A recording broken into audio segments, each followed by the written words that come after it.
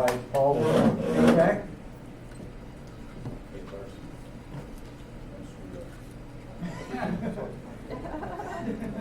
You want to say that a little longer?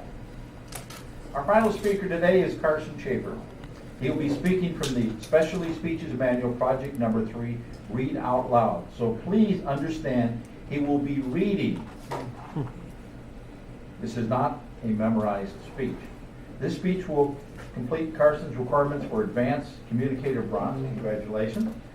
So please welcome Toastmaster Carson Shaffer with his speech, Rickenbacker, The Ride Down.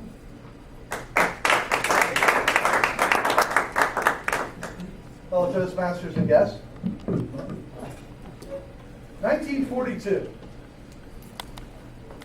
When the B-17 was comfortably airborne, I went up to the cockpit. It was a beautiful night.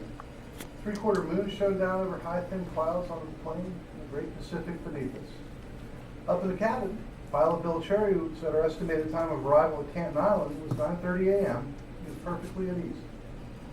At 8:30, he put the big plane into a shallow dive and leveled off at 1,000 feet.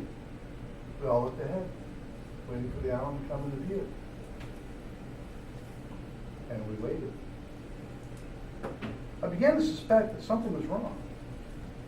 Could it be possible we had overshot the island? All we saw were shadows on the sea. By now we all have island eyes, as they call it in the Pacific. Any shadow looks like an island. I've been lost in the air before, but never over such a vast expanse. The ocean seemed endless. To the northwest of Canton was Roland Island, the destination of Amelia Earhart's round-the-world flight in 1937. The Japanese were everywhere. By then, it was obvious to all of us we were in grave danger.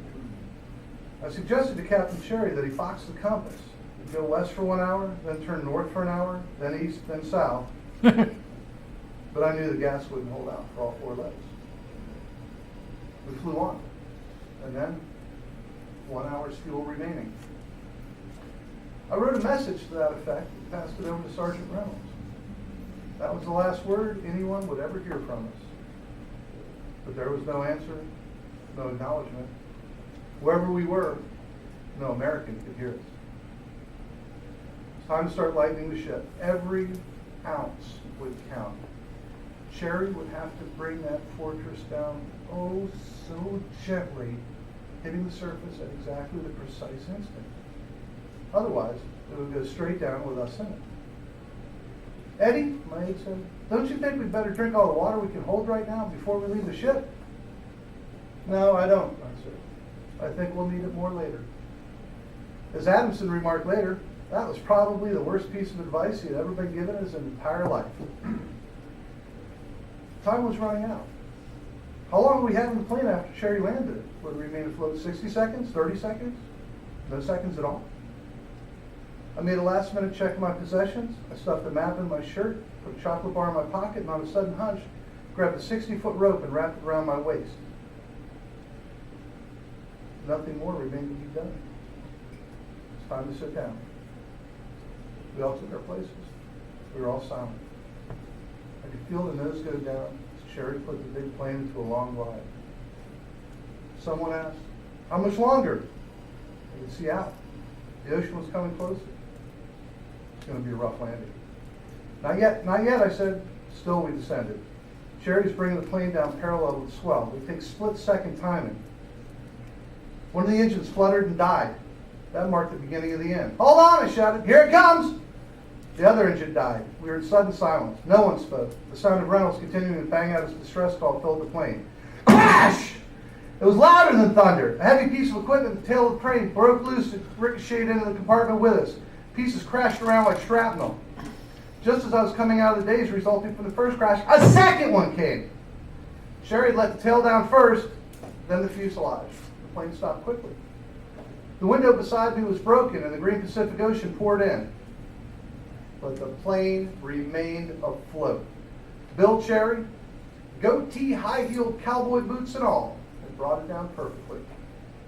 We climbed out of the aircraft and I saw red stains on the green Pacific. Bartek's hand was pouring blood. The swells were fully 12 feet high. The plane was wallowing in the sea and a strong breeze pushed all three rafts away from the ship. The plane was still floating, but it was low in the water. Who's got the water? Somebody shouted. I looked at our raft.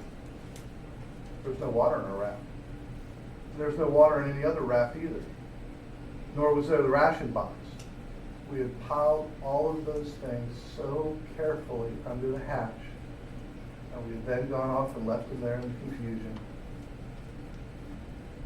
Hey, we're going to need that water, somebody said. Let's go back and get it.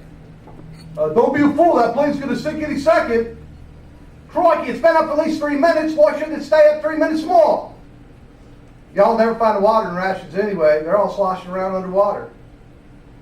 Anybody who's in that plane when she goes down will go right down to the bottom with it. So, we decided not to try and get the water and rations out of the plane.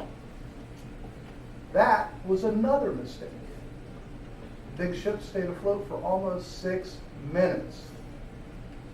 Then slowly, the tail swung up and poised gracefully for a split second, and the ship went down. I looked at my watch. It said 2:36 p.m. Honolulu time.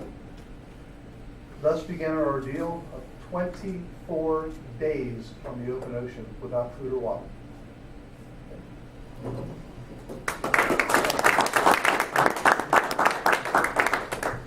Oh, it's survived. Can't wait for the next chapter. interrupt it.